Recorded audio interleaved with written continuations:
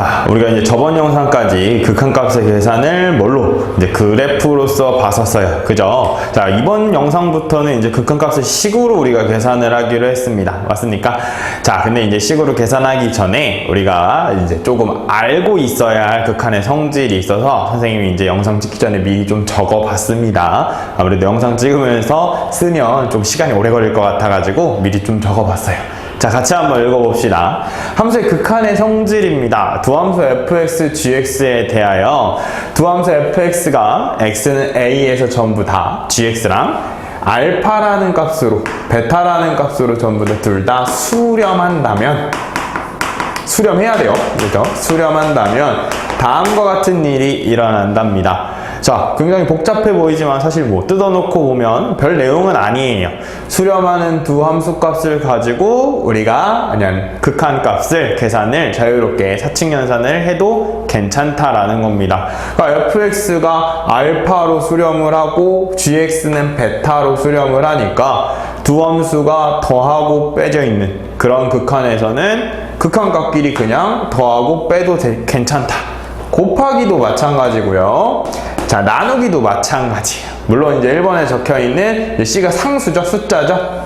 상수배도 물론 그냥 간단하게 해도 괜찮다라는 거예요.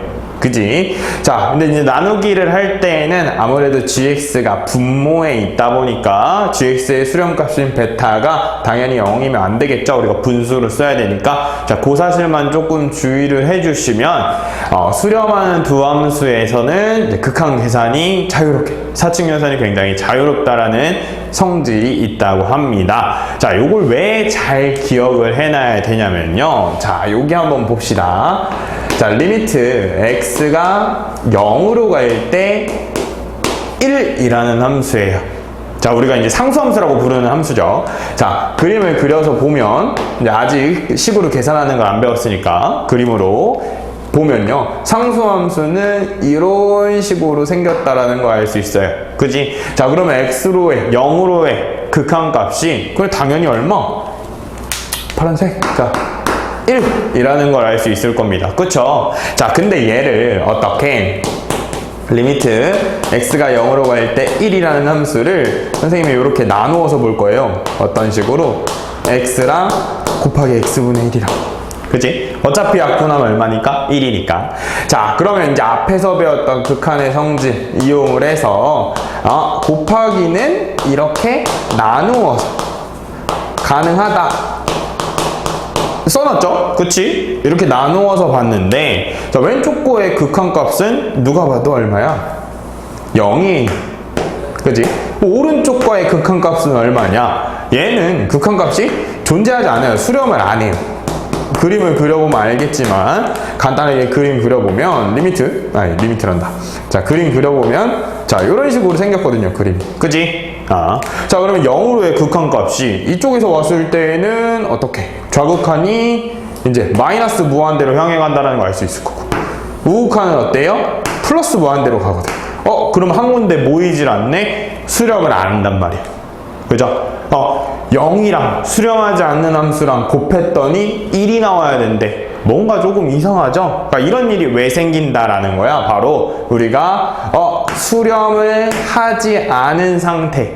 x분의 1은 분명히 수렴을 하지 않는데 이걸 나누어서 썼기 때문이에요. 그러니까 이게 잘못됐다라는 거지. 나누어서 쓰는 게. 그죠? 그래서 우리가 사칙연산을 자유롭게 사용을 하고 싶으면 지금처럼 두 개의 함수가 반드시 어떤 특정 지점에서 뭐 해야 된다? 수렴해야 된다라는 사실이 굉장히 중요하다라는 겁니다. 그죠? 자, 그러면 요걸 이용을 해서 이제 앞으로 어떻게 계산을 할 거냐? 자, 지우고 다른 문제 한번 봅시다.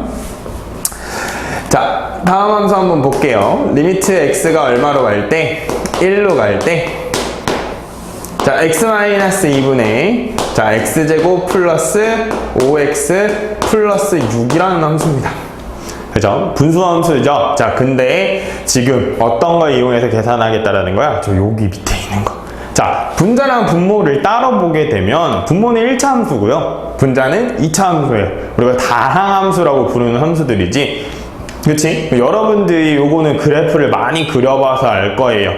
끊기지 않는 매끄러운 곡선, 포물선의 모양의 그래프를 가질 거고 얘는 직선 모양의 그래프예요. 그러면 누가 봐도 일로의 극한은 당연히 존재, 수렴을 한다라는 걸 알 수 있을 겁니다. 그럼 이제 평소에는 항상 그림을 그릴 수 없으니까 어떻게 하겠다? 이 1이라는 값을 대입을 해서 대신 사용을 하겠다라는 거예요. 수렴값을 그냥 바로 그래프 그리지 않고 어차피 대입한 값으로 수렴할 테니까, 그쵸? 다양한 수들은. 그래서 1을 대입을 하게 되면 값들이 어떻게 나와요? 분모는 이제 마이너스 1 될 거고요. 분자는 어떻게 돼? 1 더하기 5 더하기 6이니까 12인가요? 그래서 마이너스 12 이런 식으로 수렴값을 갖게 될 겁니다. 자, 이게 가능한 이유가 뭐라고? 바로 얘 때문이죠. 분자는 이제 12로 수렴을 하고 있고요. 분모는 얼마? 마이너스 1로 수렴을 하고 있으니까 그냥 이제 이렇게 대입을 해서 이런 식으로 마이너스 10이다 이렇게 계산을 할 거라는 겁니다.